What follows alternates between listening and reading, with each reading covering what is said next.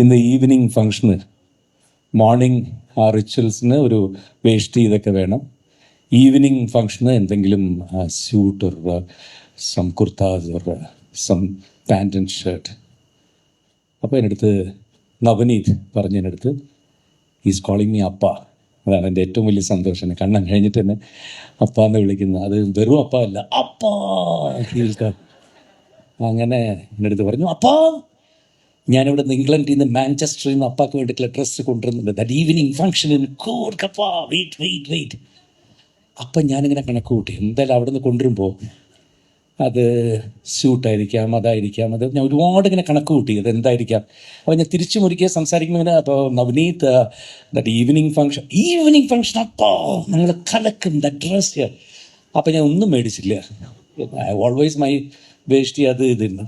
ഇന്നിപ്പോൾ ഈവനിങ് എല്ലാം റെഡിയായിട്ട് ഞാൻ റൂമിലത് ഓപ്പൺ ചെയ്തപ്പോഴാണ് എന്ത് ഡ്രസ്സാണ് എനിക്ക് നവനീത് മേടിച്ചു കൊണ്ടുവന്നുള്ളത് കണ്ടത്. ആ ഡ്രസ്സൊന്നും കൊണ്ട് ഞാൻ ചോദിച്ചു, നവനീത് എൻ്റെ അപ്പ ഒരു പുലിയാണപ്പാ. സോ കൂർഗാണ്. കുറച്ച് കഴിയുമ്പോൾ എന്നെ വേഷത്തിൽ നിങ്ങൾക്ക് ഇവിടെ കാണാം.